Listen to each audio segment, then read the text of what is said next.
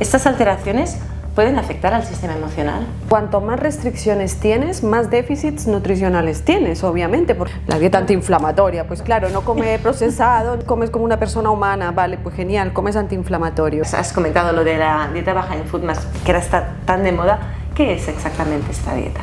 Este cortisol alto está frenando el proceso digestivo y ahí puedo equivocarme y confundir estas intolerancias con a mí nada me sienta bien. Está de moda el ayuno. ¿Cuánto ayuno puedo hacer? Digo, primero ya has aprendido a no comer entre horas.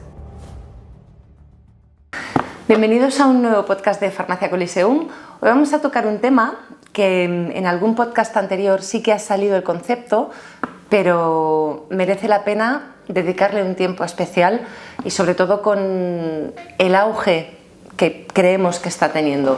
No sabemos si es porque antes no se detectaban o porque realmente ahora hay más casos o se ve con más frecuencia. Estamos hablando de intolerancias alimentarias. ¿Quién no conoce a nadie que no sea intolerante al gluten, a la lactosa, incluso algún tipo de alimento o alguna fruta, por ejemplo?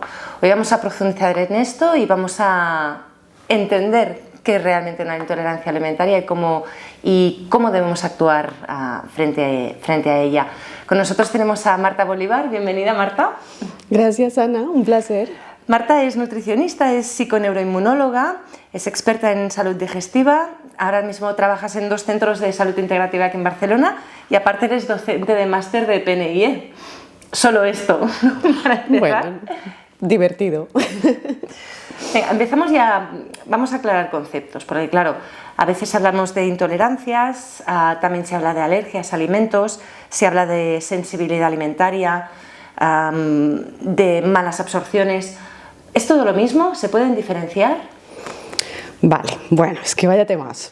Vaya temazo. Es un temazo porque sí que hay mucha confusión, creo, sobre esta presentación de síntomas. Confunde un poco porque confunde a la persona que lo sufre y confunde también al terapeuta o al médico que ve el caso, ¿no? Pero evidentemente hay muchas diferencias entre una alergia alimentaria, entre una intolerancia, entre una malabsorción, entre una sensibilidad, ¿no? O incluso una celiaquía, que en parte es intolerancia y en parte en realidad es un trastorno inmunológico, ¿no? Y creo que es interesante diferenciarlas y diagnosticarlas bien para evitar cosas que vamos seguro a comentar, que veo mucho en consulta, que es como personas haciendo dietas de forma innecesaria que se alargan en el tiempo, personas que sufren síntomas durante mucho tiempo y que no hay motivo para ello porque hay solución para muchos de estos problemas. Vamos a diferenciar así. Es que claro, supongo que es tu día a día en consulta prácticamente, ¿no? Vamos a diferenciar lo principal, una alergia, una intolerancia. Por ejemplo, esta es quizás la que más contrasta porque una alergia quizás es la menos mal interpretada de todas estas problemas, pero las alergias son cuando hay una reacción inmunológica mediada por la IgE, que son las células inmunológicas que responden frente a un antígeno, frente a un alérgeno, ¿no? Y hay una reacción potente, casi inmediata del sistema inmune, donde puede haber urticarias, picores, inflamación de las mucosas, la lengua se puede poner bien hinchada, me aparece un sarpullido por todo el cuerpo, incluso un shock anafiláctico, ¿no? Entonces la persona sabrá que es alérgica, es muy común frutos secos, es muy común la piel del melocotón. Hay alergias como muy concretas que son más frecuentes y que llevan a la persona incluso a urgencias, y la primera vez que se manifiestan, pues casi siempre son en la infancia. La madre ve que el niño de golpe se ha puesto de color rojo, que no respira, que se está ahogando y va corriendo a urgencias. Eso es una alergia alimentaria. Y luego, una intolerancia alimentaria ya está más llena de matices, porque no hay unas células inmunológicas implicadas como las IgE, puede haber una sensibilidad mediada por IgG, que es muy diferente, que esta manifestación de la sensibilidad, porque aquí estoy hablando más de sensibilidad, perdona, luego voy a la intolerancia. La sensibilidad entonces es más un síntoma tardío que puede incluso confundirse con otras cosas. cosas. Tengo dolores de cabeza, o no pierdo peso, o me sale acné, o tengo picores, o tengo inflamaciones y molestias, pero no son síntomas muy específicos y por lo tanto no se relacionan con una sensibilidad a un alimento. Y luego están las intolerancias, que son más lactosa, fructosa, sorbitol, histamina, que ya son más de origen intestinal, ¿no? Que tiene que ver con la microbiota, tiene que ver con la mucosa digestiva, tiene que ver con sobrecarga de estos azúcares fermentables, tiene que ver con aspectos más digestivos, más de la microbiota. Sin que haya muchas veces una reacción del sistema inmunitario. Sin que haya muchas veces una reacción inmunológica en ese momento, pero que a la larga va a conducir a una hiperactivación inmunológica, ¿no? Esto es muy importante porque todos los problemas digestivos que se prolongan en el tiempo pueden acabar con una reacción en cadena que compromete la inmunidad. Porque piensa que todo lo que está pasando continuamente por el tubo digestivo, si estamos creando como un rechazo, como una intolerancia, acabará generando un daño en la mucosa, acabará generando, y también todos los cambios en la microbiota y todos los cambios en esa capa mucosa, podrán conducir a una permeabilidad, ¿no? Con el tiempo, este daño de esta barrera protectora, porque estamos tomando cosas que están agrediendo.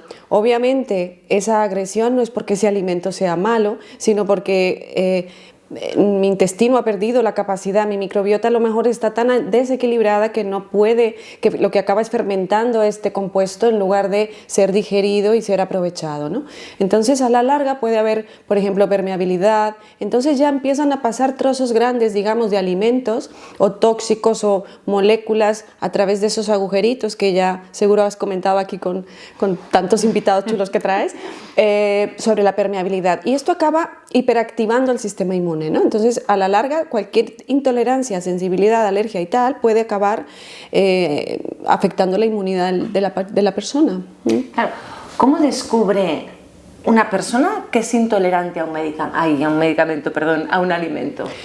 ¿Qué es intolerante? Hablemos entonces, por ejemplo, de fructosa, lactosa y sorbitol, que son intolerancias bastante frecuentes. La intolerancia a la lactosa... Perdona, porque después te preguntaré específicamente sobre el gluten, que es lo que más se conoce y quizá es lo que más lío tiene la gente también. Sí, también, exacto. Este merece como un capítulo aparte, un podcast diferente. Pero bueno, vamos a intentar de aclarar hoy a las personas que nos escuchan, que tienen intolerancias o que tienen... Me preocupan mucho los niños que son diagnosticados con intolerancia a lactosa, fructosa y sorbitol, porque es como de por vida, niño, no coma frutas, no comas estos alimentos, y estas restricciones a la larga ya hablaremos de lo que puede producir. Pero bueno, ¿cómo una persona se da cuenta? Pues por ejemplo con la lactosa es muy claro, ¿no? Mucha gente ya se da cuenta sin hacer ninguna prueba que de repente estaba en la vida, llevaba años tomando el cortadito de la mañana y de repente empieza a notar que después del cortado va corriendo al baño. Esto hay gente que además que sufre de estreñimiento le va como súper bien porque dice, ay qué bien, yo voy súper bien después del cortado, ¿no? Y esto ya está enmascarando más bien una reacción intestinal de intolerancia a la lactosa que conduce a que la persona vaya mejor al baño y que mejore de su estreñimiento, pero en realidad lo que está ocurriendo es una reacción de intolerancia, donde la malabsorción de esta lactosa, porque los seres humanos no tenemos una capacidad desmedida para digerir y absorber la lactosa, porque esto se hace con la enzima lactasa que se va agotando a lo largo de la vida. Hay personas que además tienen una intolerancia primaria o genética a la lactosa y a la fructosa, aunque de esto no hablemos mucho porque es lo menos común. Hablemos de las intolerancias más comunes, que son las secundarias, las que se van adquiriendo a lo largo de la vida.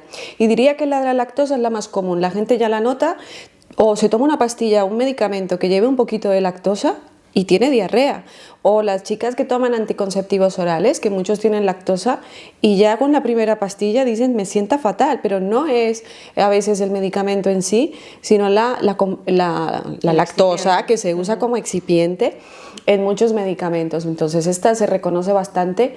Las madres también, cuando introducen los lácteos en los niños, pues también es la más común, que dicen cuando le doy leche el niño tiene diarrea, se le hincha la tripa, tiene muchos gases o le duele, ¿no? Y lo mismo en los adultos, pueden ser los mismos síntomas. Y luego con fructosa y sorbitol es un poco lo mismo, lo que pasa es que tarda mucho una persona en reconocer que fue la fruta, o que fueron los espárragos, o que fueron los guisantes, o que fue la cebolla. Alimentos comunes de la dieta que no los relacionamos con que tengan algo, algún compuesto que me pueda sentar mal. Y ahí es donde tardan los diagnósticos. Entonces, una persona puede sospechar que tiene intolerancias alimentarias cuando al tomar alimentos, por ejemplo, muy altos en fructosa, como la miel, que es un alimento muy común, muy sano, que hay que tomarla, pero ay, yo tomo miel y me hincho, me duele, se me pone la barriga súper hinchada, tengo gases o tengo diarrea, o incluso frutas con alto contenido de fructosa y sorbitol, como son la manzana, la pera, la sandía, que son frutas gatillo, ¿no? Todas las de verano. O sea, en verano me encuentro fatal porque estoy comiendo melocotones, nectarinas, todo lo que tiene hueso es muy rico en sorbitol. Entonces, son los FODMAPs, ¿no? Que ya habéis aquí seguro hablado, y que son esta lista de alimentos con alto contenido de fructosa, lactosa, sorbitol, pero además está el gluten y los fructooligosacáridos, que los dejaremos aparte, pero estos que tienen fructosa, lactosa y sorbitol son los que hacen reaccionar y que generan en general hinchazón, gases, diarrea o estreñimiento. A nivel de, claro, la fructosa sí que la relacionamos mucho con la fruta, el sorbitol quizás es el menos conocido a nivel general de dónde se encuentra. Aparte de las frutas, ¿el sorbitol lo podemos encontrar en otro tipo de alimentos? Más que alimentos, productos. Y también, que este es el gran problema. Este es el gran problema, que tanto la fructosa como la lactosa y el sorbitol son ingredientes de la industria de alimentos, ¿no? Entonces, de productos procesados. Los productos en general, paquetes, refrescos, todo lo que son los edulcorantes, los chiclets, todo esto es sorbitol. O sea, un chiclet, un Trident es sorbitol. Entonces, también una forma que tenemos de indagar en las entrevistas a pacientes es qué pasa cuando te comes un chicle o cuando comes una chuche, ¿no? Que está llena de sorbitol, manitol, maltitol y todos los ol. Pues ay, es verdad que el otro día fui al cine, comí chuches y palomitas que también tienen sorbitol o tienen lo suyo, y sí, acabo súper hinchado, como la barriga, como si estuviera embarazada, ¿no? Un poco como el SIBO, que luego ya vamos a ver qué conexión hay entre SIBO e intolerancias, que me parece un tema también súper importante. Claro, estás hablando del sorbitol, has hablado de un chicle, claro, un simple chicle que ni siquiera nos tragamos, ya es suficiente como para provocar una reacción así. En algunas personas sí, en otras no, porque justo, de hecho, la intolerancia se diferencia de la malabsorción de este azúcar, porque el chicle que lleva es un azúcar que no tiene calorías, pero que sí que es un azúcar altamente fermentable.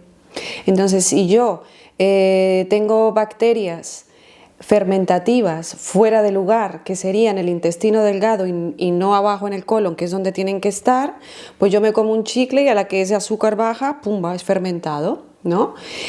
Si esta fermentación no acaba de desencadenar una respuesta de síntomas, ¿no? Un encontrarme mal, no sé, entonces no lo llamamos intolerancia, lo llamamos una malabsorción.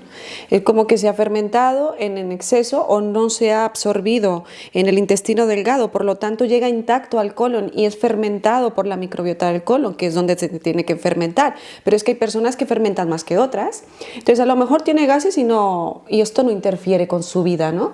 Pero hay personas que cuando comen un chicle, al poco tiempo, en minutos, el azúcar va a llegar al intestino delgado y ya va a tener una inflamación. Es muy curioso estas reacciones tan rápidas a veces por una tontería como esta, ¿no? ¿Sí? Quizá también hay que observarse mucho como para poder hacer la relación. Claro, también pasa con las juanolas, con los caramelos, medicamentos masticables, pastillas de chupar, pastillas para la garganta. Ay, pues esto me alivió la garganta, pero me dejó la barriga súper distendida, ¿no?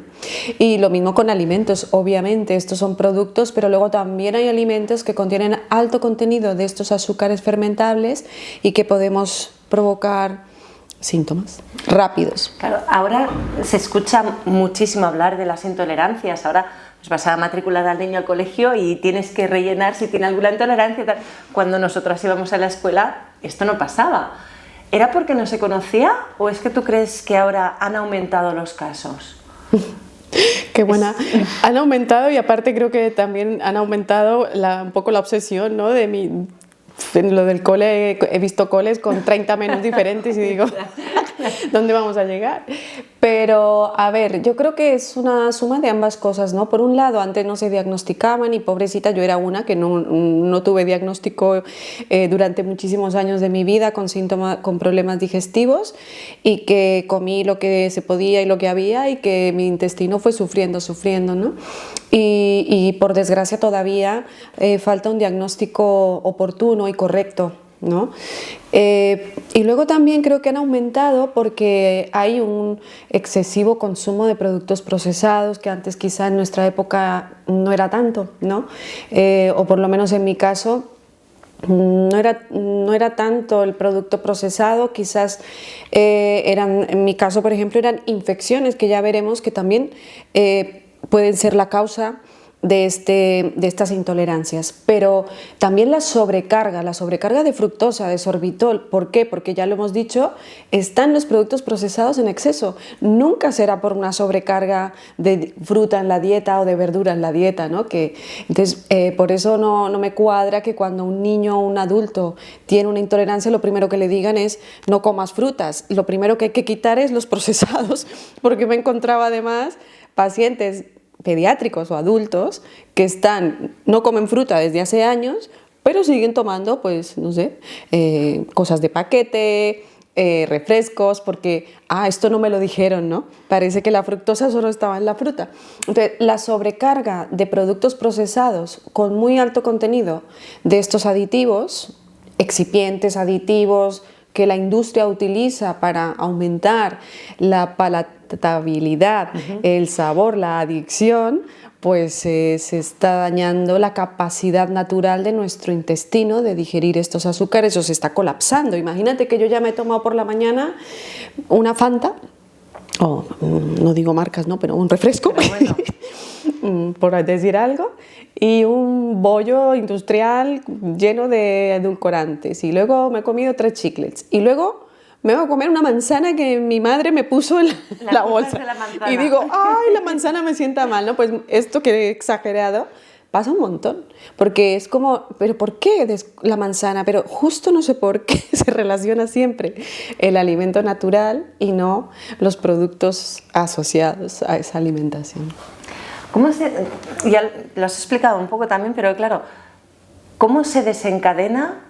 En el caso de la lactosa, de la leche, lo has dicho muy claro, ¿vale? Pues claro, tenemos una actividad de lactasa determinada que cuando se agota, ¿no? Pero en general, ¿qué desencadena una intolerancia alimentaria? Tú has comido pues toda la vida un alimento determinado y a partir de hoy te sienta mal. Bueno, esto es un proceso que es largo. Quizás la forma de repente de notar los síntomas mucho más acentuados se percibe como wow, ¿qué me ha pasado? Pero normalmente cuando indagas bien en las historias, en la historia clínica de una persona y empiezas a tirar de la cuerdita hacia atrás y hacia atrás, descubres que las molestias comienzan bastante antes de acudir, ¿no? a pedir ayuda. O sea que es algo que se va, digamos, gestando, ¿no? Y parte de esto es, como había mencionado, bueno, la lactasa también quería decir que incluso las personas con intolerancia a la lactosa, cuando tratan su intestino, cuando mejoran su microbiota, cuando mejoran sus mucosas, mejoran esa adaptación, porque también tenemos bacterias que son capaces de degradar lactosa, ¿no? Y entonces tenemos una microbiota superpower que es capaz de gestionar lo que nosotros a lo mejor ya no, y ellas tienen toda esta funcionalidad, pero cuando perdemos la funcionalidad de la microbiota, perdemos la capacidad de ese borde de cepillo del intestino donde está esta capacidad digestiva, y aparte perdemos la microbiota sana, es como ir perdiendo capas de ayuda, ¿no? Como soportes que tenemos de forma natural. Entonces eso se va perdiendo de forma progresiva.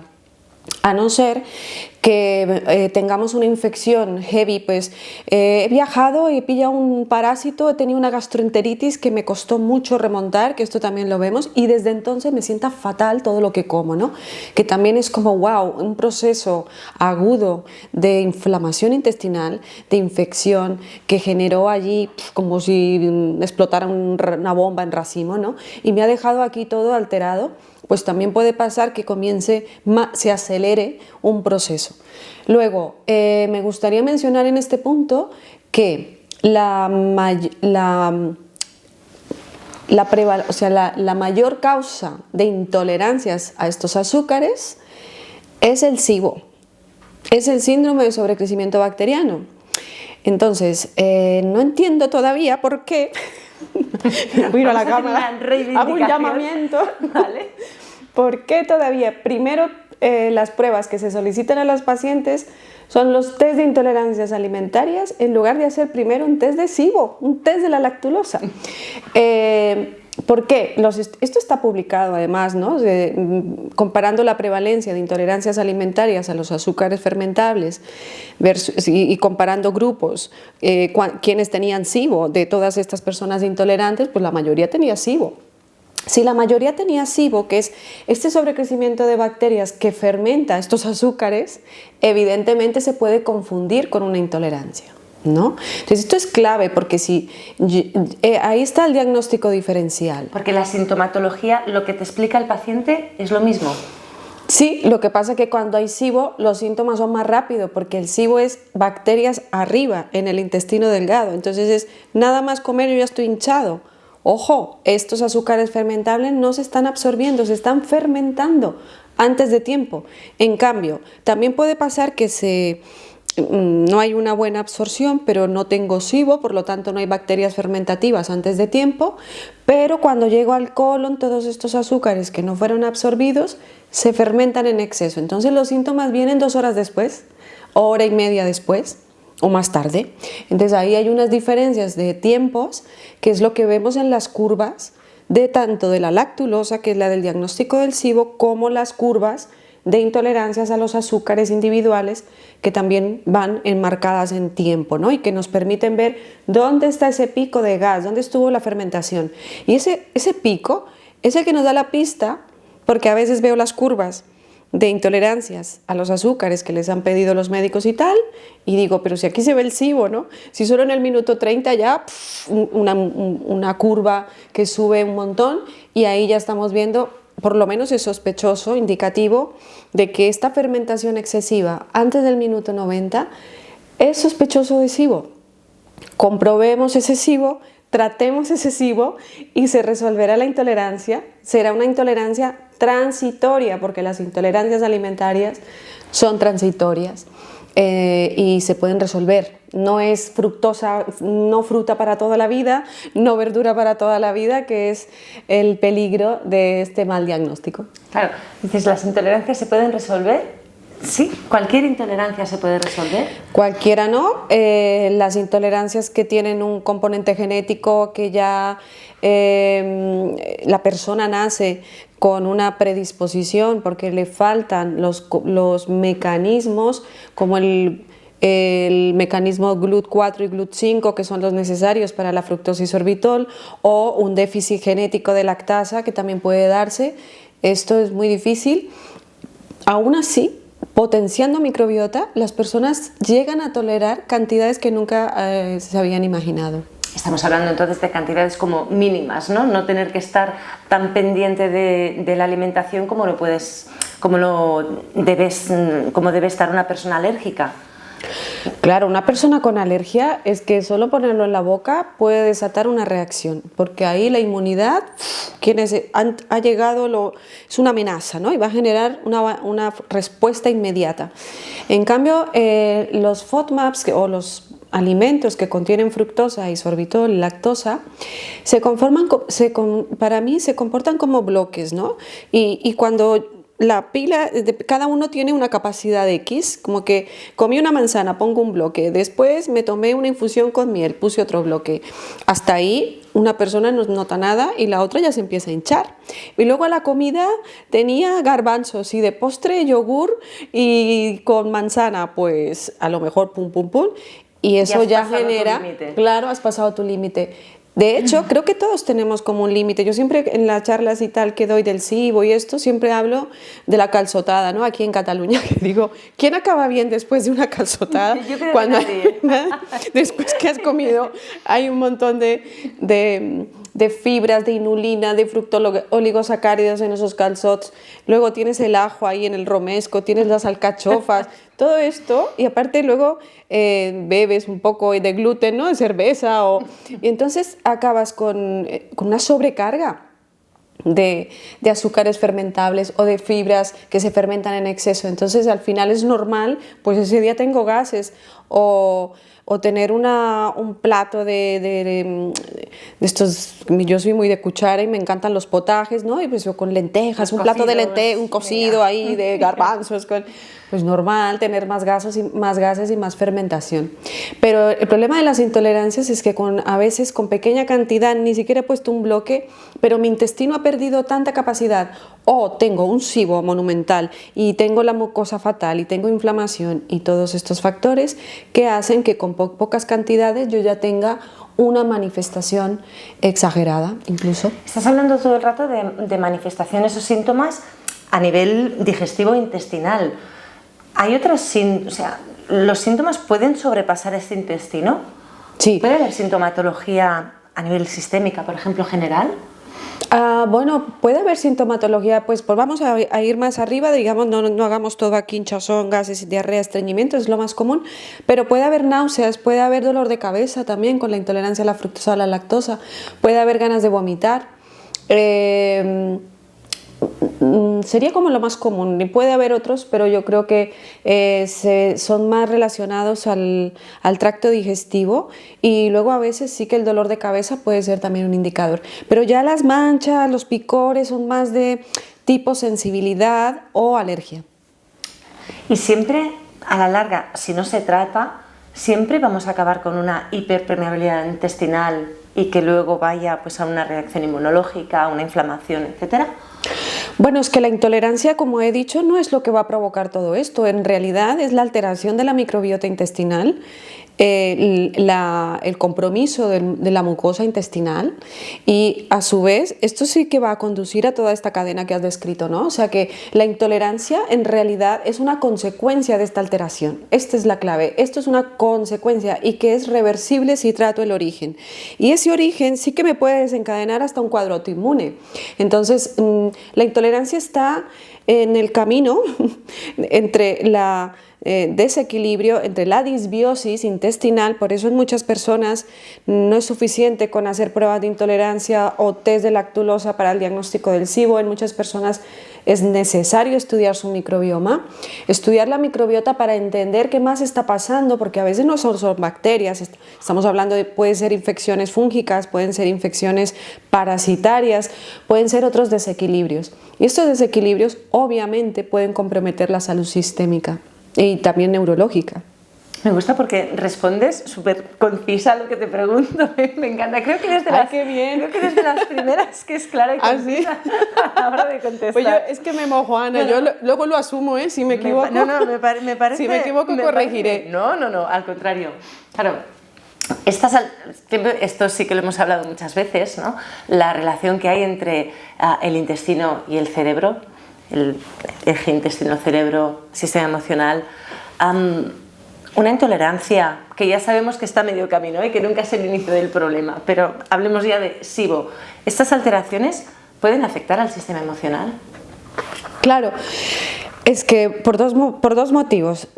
Por un lado, es un rollo no poder comer de todo y esto lo encuentro mucho en mis pacientes, me preocupo mucho por ello, hablo mucho de esto en la consulta, porque la alimentación es un acto social, es un acto de vida, es un acto de amor, me gusta pensarlo así también, ¿no? De disfrute, de amor, de compartir, de pasártelo bien. Entonces, claro, las restricciones del alimento, por eso soy como tan, tú dices, tan militar, porque me da mucha rabia que una persona tenga que tener estas restricciones, que me llegue a la consulta diciendo llevo 5 años sin comer este montón de cosas, o 10 años, o de toda la vida, pasándolo mal, y esto teniendo una repercusión en su estado de ánimo, en su calidad de vida, en su forma de presentarse al mundo y de vivir y de todo, de interactuar, porque la alimentación atraviesa un contexto familiar, social, personal, muy íntimo, ¿no? Y entonces, obviamente que nos va a afectar. Así como a una persona recién diagnosticada de celiaquía le afecta y puede ponerse muy nerviosa o puede tener ansiedad o puede deprimirse, ¿no? También, pues lo mismo las intolerancias, porque estamos hablando de no puedo ir a los mismos sitios, de gente muy jovencita, ¿no? De, mis amigos van a comer aquí ya, pues que si una pizza o que si lo que sea, y a mí me sienta fatal y yo quiero hacer una vida normal, ¿no? Entonces, desde este punto de vista sí, y también desde el punto de vista que conociendo el eje intestino-cerebro, todo lo que pase aquí que no va bien, pues me hará un feedback negativo a mi sistema nervioso y tendré una alteración. Y también recordar que este intestino, que es el que fabrica toda la serotonina que ya sabemos, que allí se fabrican neurotransmisores, se fabrica serotonina, dopamina, GABA y un montón de moléculas del bienestar emocional, pues si yo tengo una distorsión, un desequilibrio aquí, también lo tendré aquí. Y al revés, por ejemplo, si una persona es intolerante o se haya tratado o no se haya tratado, etc., en un episodio de estrés agudo o de mal dormir, lo que sea, ¿podría agravar esta intolerancia? Sí, gracias, me encanta hablar contigo. Bueno, claro que sí, así a la inversa también. El eje intestino-cerebro es así de claro, ¿no? El estrés crónico, sobre todo, tiene un grandísimo efecto nocivo en la función intestinal, en la función digestiva, no en la función intestinal, que también, pero en toda la función digestiva va a haber una alteración. Comenzando porque altos niveles de cortisol o un estrés cronificado va a frenar la digestión. Nuestro cerebro, que tiene un mecanismo bastante egoísta y egocéntrico, ¿no? Va a focalizar toda la energía ahí para supuestamente salvarse, ¿no? Se supone que si estás estresado estás en peligro y él va a poner todos los recursos primero en el cerebro para pensar la estrategia y para que éste no se quede sin energía, y va a cortar el chorro de energía al sistema digestivo primero, al sistema hormonal y al sistema inmunológico. Entonces, estas son las personas que nos llegan a la consulta de la PNI con problemas digestivos, problemas hormonales y con una inmunidad baja, que tú también te los encontrarás en la farmacia. Bueno, es que estás definiendo también, yo creo que a la mayoría de la población de hoy en día, y aquí le sumas el estrés. El estrés, capítulo que otro día quedamos para hablar de esto. Hombre, por supuesto. Porque es un temazo. El tema del estrés lo atraviesa todo. Entonces, los problemas digestivos por estrés son tan comunes y afectan tanto de forma inmediata, tanto como que me desperté, que no he dormido bien y que estoy de los nervios porque estaba nerviosa, porque hoy tenía esta cita con Ana y ya tenía la tripa hinchada sin haber comido, ¿no? O que he comido un puré de verduras y me he puesto así, sin tener ninguna verdura que normalmente me siente mal, porque estoy angustiada, porque estoy estresada, porque me voy a someter a una situación de estrés. Y esto es un efecto inmediato, como quien tiene cagarrinas el día que se va a una presentación, a una entrevista de trabajo, o porque tiene un vuelo a primera hora de la mañana, ¿no? Y también se puede presentar en el largo plazo, o sea que yo voy teniendo estrés, y esto me va afectando mi capacidad digestiva, me va afectando algo súper importante, por favor, tengamos en cuenta, el ácido gástrico. la hipocloridia, un detalle en todos los problemas y trastornos digestivos que lo estropea todo. Entonces, si no tengo, si se me corta el flujo de las enzimas digestivas, de los jugos gástricos, de los jugos biliares, no solo no digiero fructosa, sorbitol, es que no digiero nada, no digiero proteína, no digiero fibras ni carbohidratos complejos, es como un corte digestivo, ¿no?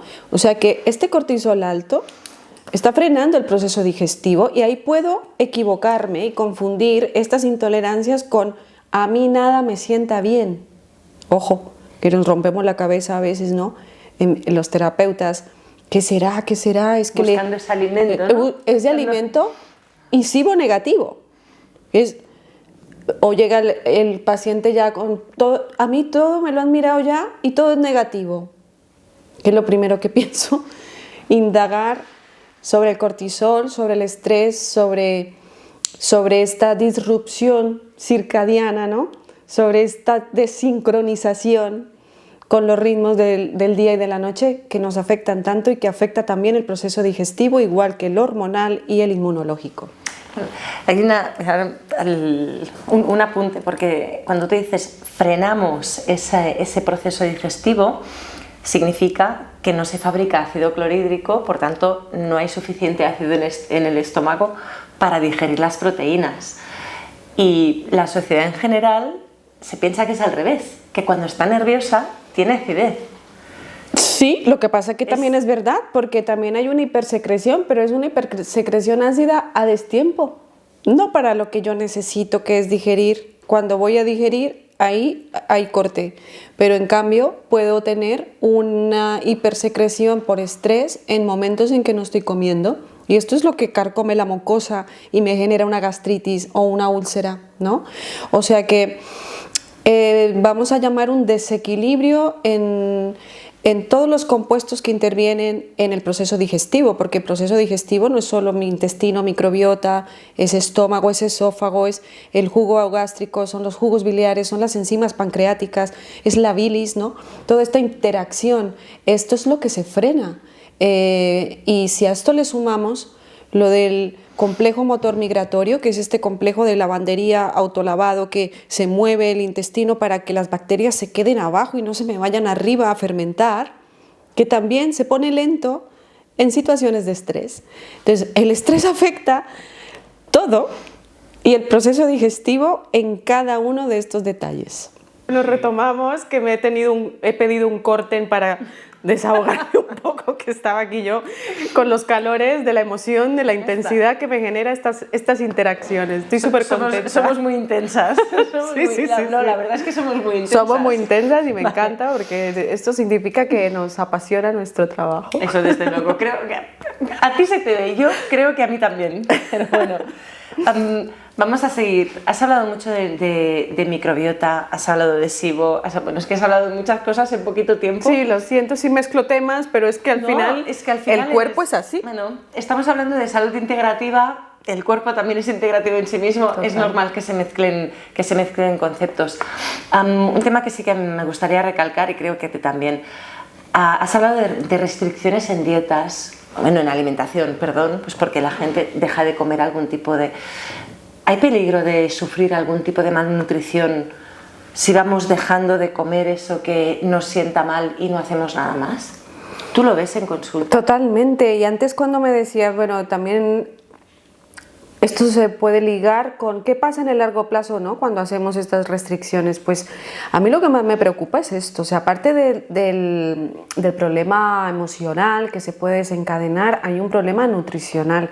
Piensa que las personas que cuanto más restricciones tienes, más déficits nutricionales tienes, obviamente, porque estos alimentos no solo tienen cosas que se fermentan y dan gases.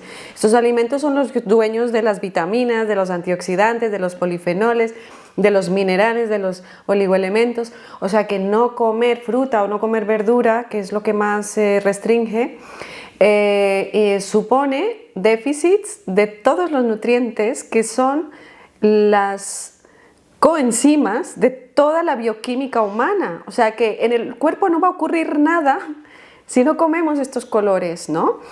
Obviamente los carnívoros dirán, no, ya ahí ya entráramos en otro debate, pero en principio estos alimentos que contienen vitamina C, las vitaminas del grupo B, zinc, magnesio, todo esto, pues ¿qué vemos? Analíticas con déficit nutricionales, pero sin ver analíticas, pues vemos a personas que ya se les ve que tienen déficit nutricional o que nos cuenta o incluso que vienen diciendo me cae mucho el pelo, no sé qué, la piel, mira todo lo que tengo, o mira las uñas, o no sé qué me pasa en la piel, me están saliendo cosas, bueno, síntomas varios que se ven las carencias nutricionales, ¿no? O los desequilibrios hormonales o los desequilibrios de tiroides, todo lo que empieza a fallar, y es lógico, por eso siempre decimos, y decía Hipócrates, que todo empieza en el intestino. ¿Pero por qué? Pero no solo porque el intestino sea la clave, sino porque si yo dejo de comer por problemas digestivos, me va a faltar toda la materia prima para todo lo demás, entonces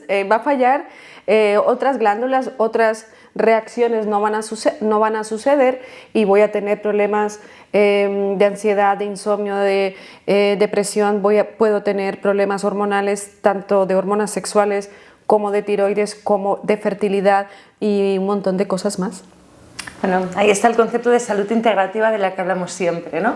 Que algo que parece, pues simplemente no me sienta bien la fruta, puede acabar desencadenando todo esto. Indirectamente sí, indirectamente sí. En niños, por ejemplo, claro, ¿a qué edad suelen empezar? Claro, no sé si la pregunta es correcta, pero los niños que tú ves en consulta, ¿a qué edad empiezan a tener problemas a nivel digestivo? Es que, bueno, depende. Hay niños que muy pronto, estos son los casos más escasos, más puntuales. Más primarios que decías antes, sí, ¿no? Que son primarios, vale. O que ya nacen con una programación de la microbiota tan alterada que nada más en la alimentación, solo con la lactancia materna ya tenían diarreas explosivas o distensión abdominal o un montón de síntomas, pero por suerte estos son lo menos común. Lo más común son niños en edad escolar y ya adolescentes que ya empiezan, o por lo menos en mi consulta, no sé tampoco la prevalencia, no, pero en mi experiencia me llegan más niños en edades escolares, sobre los 7, 6, 10 añitos, y luego ya muchos adolescentes con problemas digestivos, donde también veo ese patrón que comentaba antes de estrés emocional. Es una etapa difícil, de mucha autoexigencia, que también creo que es la enfermedad de nuestro tiempo, que es así que es la culpable de todo lo que nos pasa, y hay como más intolerancia, sí. A nivel de tóxicos ambientales o tóxicos comunes, ya sea el aire que respiramos en grandes ciudades, como sea el tabaco, alcohol, etcétera, ¿empeoran las intolerancias? Sí. A ver, también no entremos mucho porque ya sé que no va de eso, pero el tema de la histamina también sobre todo se ve muy influenciado por esto, ¿no? Por esa sobrecarga hepática. Al final, nuestro órgano, que también es digestivo y que también tiene tantas funciones en la salud humana, que es el hígado, tiene estas pilas que digo yo. La sobrecarga hepática por tóxicos del ambiente, por tóxicos del tabaco y del alcohol, puede provocar que luego cuando yo sobrecargo de una manera de cosas que no deberían provocar, pues ya él está muy ocupado, muy saturado, ¿no? Entonces sí que puede haber esa correlación, pero luego también lo hemos visto en muchas publicaciones, cómo los tóxicos dañan el microbioma y dañan el intestino. Entonces nuestra capacidad digestiva se puede alterar por esta sobrecarga tóxica y porque estas sustancias generan inflamación y estrés oxidativo, y esto va a dañar nuestra pared intestinal, nuestra capa mucosa, y va a alterar comunidades bacterianas súper importantes que luego nos van a provocar este sabotaje, ¿no? Que al final la microbiota, siempre digo que es o es tu aliada o es un batallón que o tienes en contra o tú es tu batallón, ¿no? De defensa. Y para muchas personas la microbiota está como del otro lado, es como un enemigo, pero sí es como un montón de soldaditos que no están luchando para ti, sino que están haciendo cosas raras un poco en tu contra. Y esto hay que darle una vuelta, ¿no? Esto hay que reestructurarlo para que ellas también limpian, ellas detoxifican, ellas digieren, ellas fabrican inmunidad. Y lo que nos queda por saber. Y lo que nos queda por saber, porque lo último ya es que te rejuvenecen, ellas te hacen todo, pero nosotros las hemos maltratado con toda esta sobrecarga tóxica, con esta alimentación procesada, con esta vida contra natura que llevamos. Pues quien estaba sufriendo no era yo, sino también la microbiota. Y luego indirectamente. Y luego te lo cobra. Sí. Empezamos. ¿Tú cómo diagnosticas? Ya has hablado antes del test de la lactulosa, también entiendo que hay una buena anamnesis. Cuando tú tienes delante a un paciente, en tu experiencia, ¿cómo diagnosticas en este caso una intolerancia alimentaria?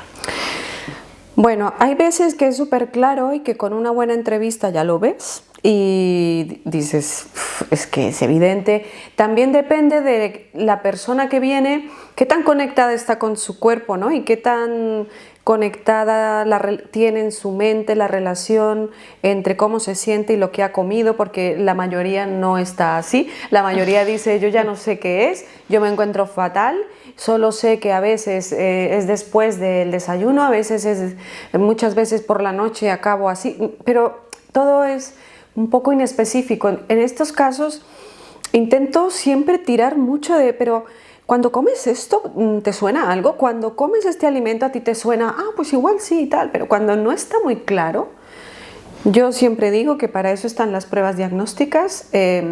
Soy una profesional que trabajo con pruebas, mucho, no siempre, pero cuando cuando la persona no se las puede permitir, cuando no hay la facilidad, o cuando con los síntomas y la clínica es suficiente porque me da suficiente información, tiramos para adelante y va bien. Antes no teníamos pruebas y también trabajábamos, o sea que...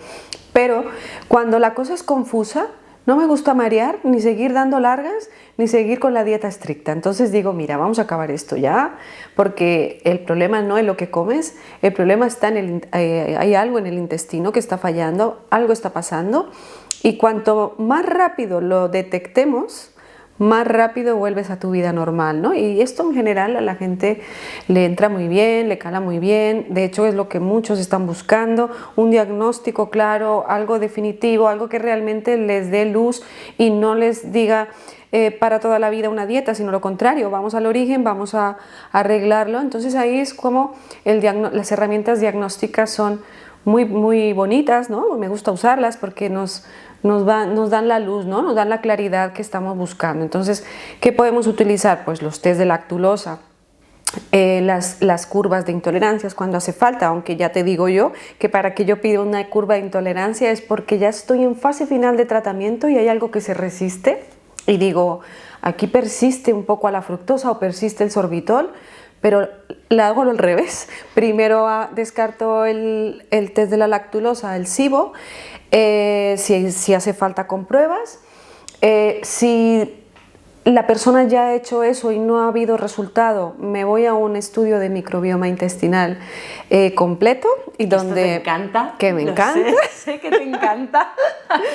Bueno, es que sí, pero no lo hago porque me encante, sino porque lo veo muy útil y sobre todo en estos casos no es que lo pida es una prueba que tú sabes que es muy completa, que tampoco todo el mundo se puede permitir, pero las cosas están cambiando, las personas casi que a veces llegan y me lo piden, ¿no? Pídeme esto y quiero conocer más mi microbiota, pero sobre todo lo hago para, como les digo yo a mis pacientes, poder diseñar una hoja de ruta única, ¿no?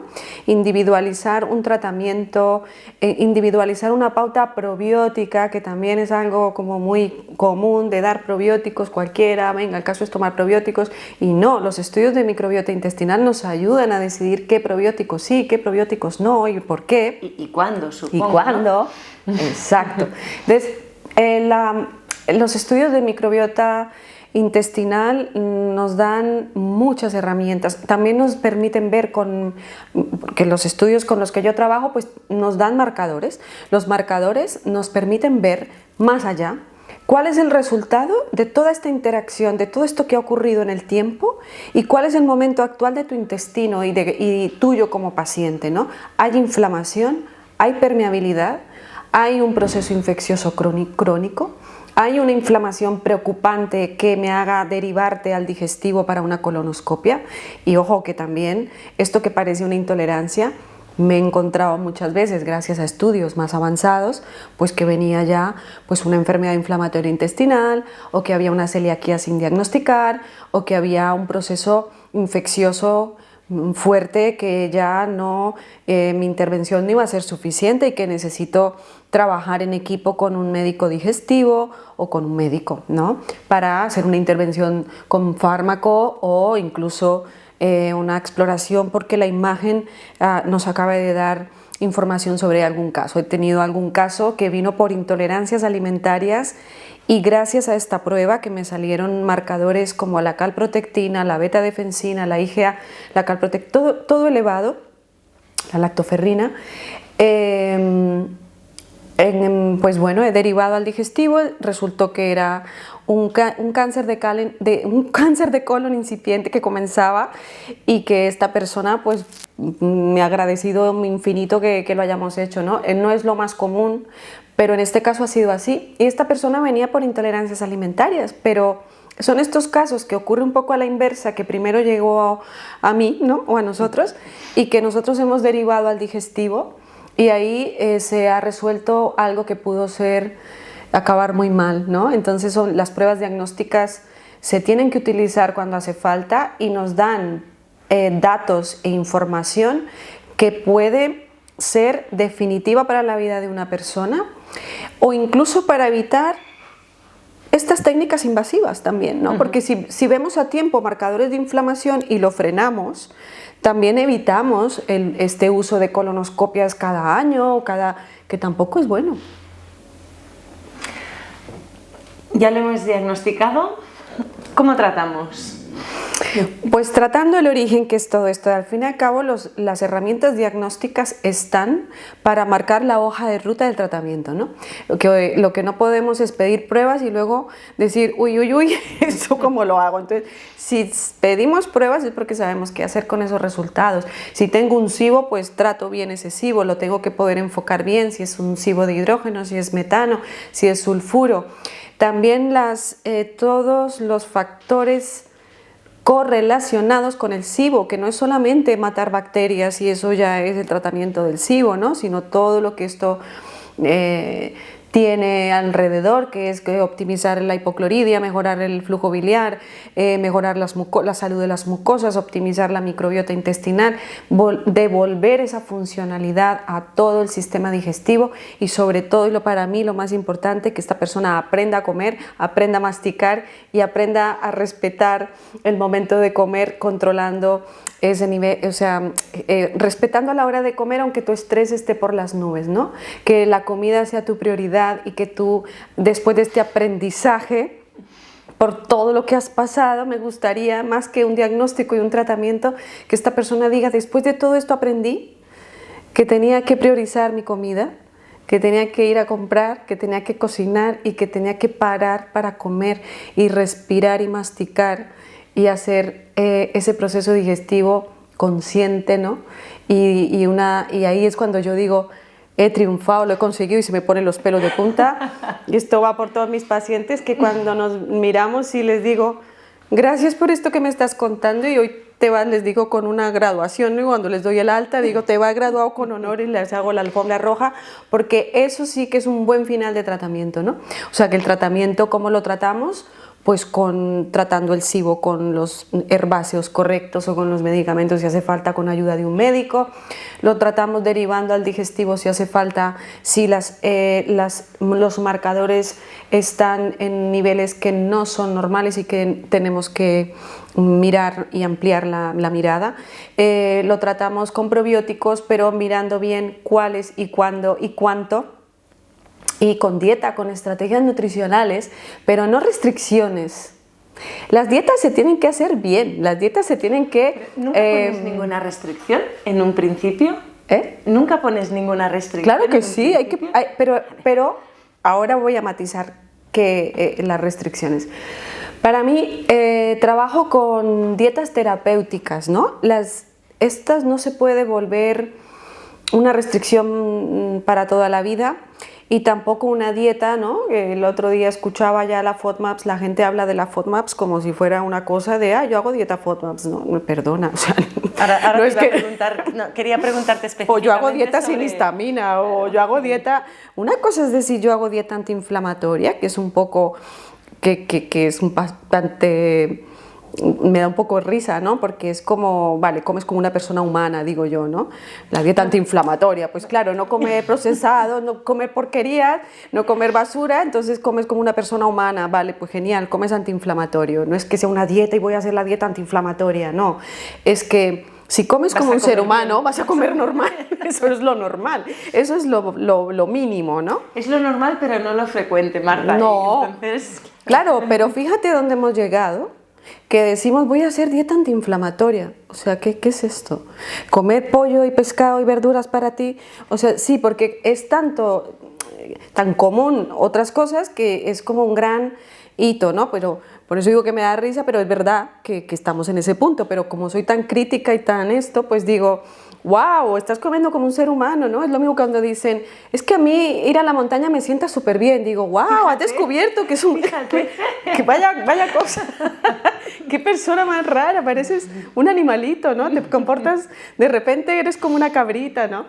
Pues sí, porque estamos tan lejos de la naturaleza y de ser humanos y de conectar con esta naturaleza nuestra, ¿no? Que es un ser vivo.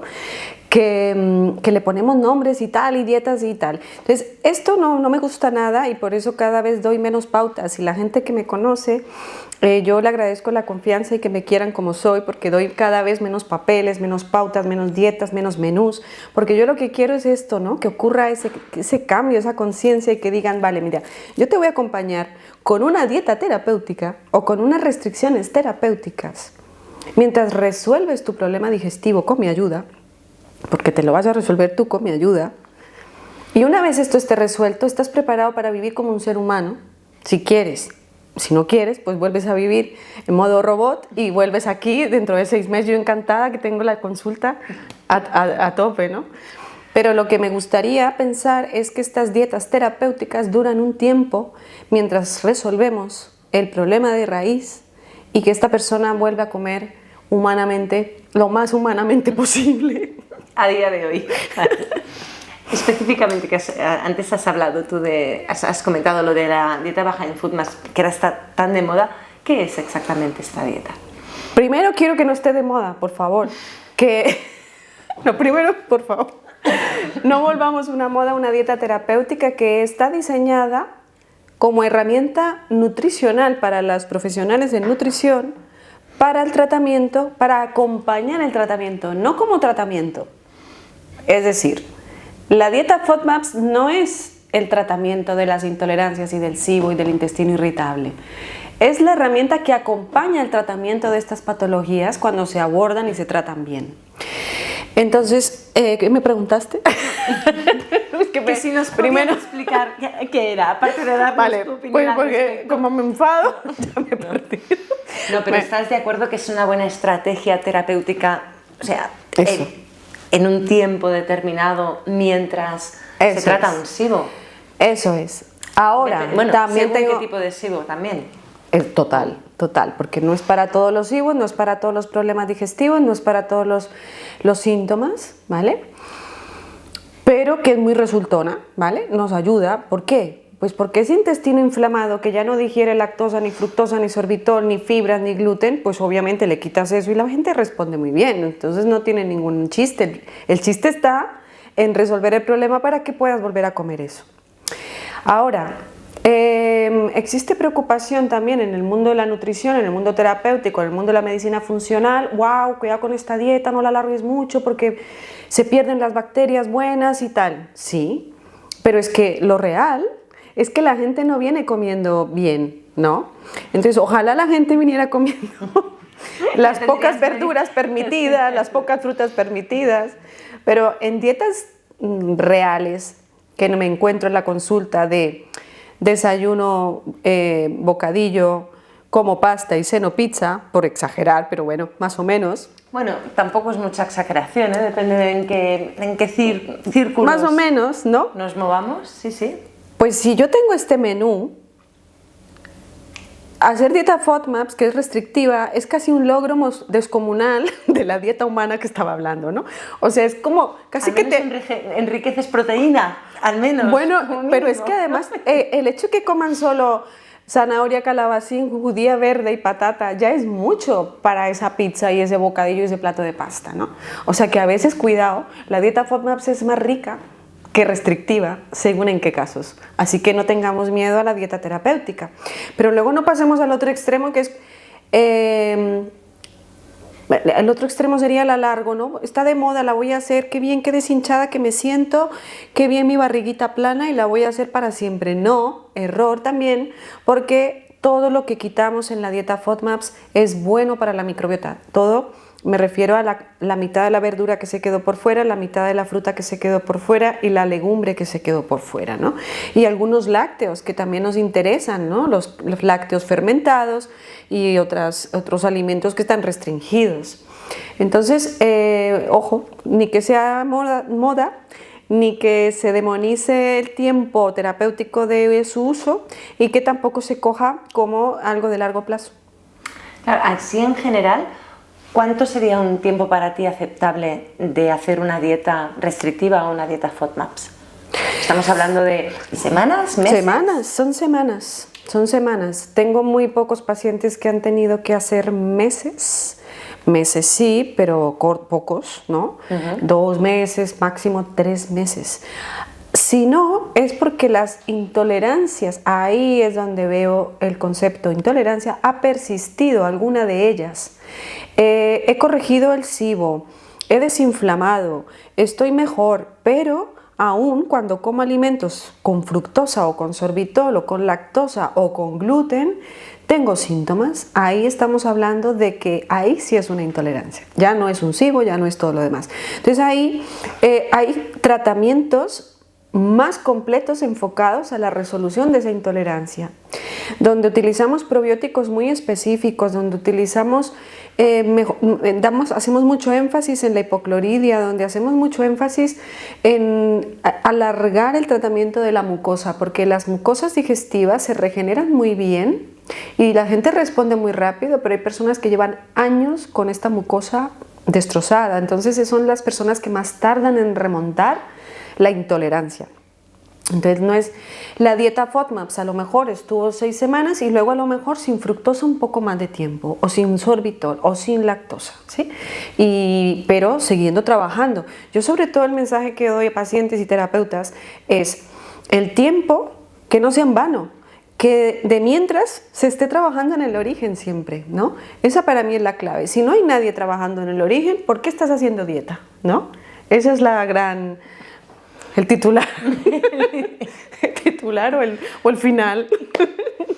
Pues yo creo que prácticamente el final, porque creo que has sido súper clara, Marta, nos has dejado muy claro todo. Mira, el otro día, esto sí que te lo pregunto, no hablamos, cuando hablamos por teléfono no te lo pregunté, pero justo el otro día estaba hablando con una chica que estaba haciendo ayuno para mejorar, ayuno intermitente, lo estaba haciendo bien, porque le habían dicho que esto, para bajar todo lo que era el SIBO y toda la inflamación a nivel intestinal que tenía, le iría bien para luego tratar estas intolerancias. ¿Tú utilizas alguna vez el ayuno intermitente también? Sí, gracias, no hemos hablado de esto, por supuesto. Antes he mencionado el sistema motor migratorio, el complejo motor migratorio, y esto es una de las cosas que se activa con el ayuno. Se responde tanto y tan bien a esta herramienta del ayuno que hay personas que solo adelantando la cena mejoran muchísimo de sus síntomas, tanto SIBO como intolerancias. También el espaciar las comidas y siempre también, como con todo soy un poco así, siempre que la gente me dice, ¿puedo ayunar? Está de moda el ayuno, ¿cuánto ayuno puedo hacer? Digo, primero ya has aprendido a no comer entre horas, antes de hablar del ayuno, ¿no? Entonces, si todavía estás de picoteo a media mañana y buscando la galletita por la tarde una cosa, un qué, ¿no? El qué, no estás preparado para el ayuno, ¿no? Entonces, me gusta hacer un entrenamiento de 3 comidas o 2 al día. Si tenías 5 o 6 piquis, pues reducir a 4, a 3, ¿no? Depende del caso.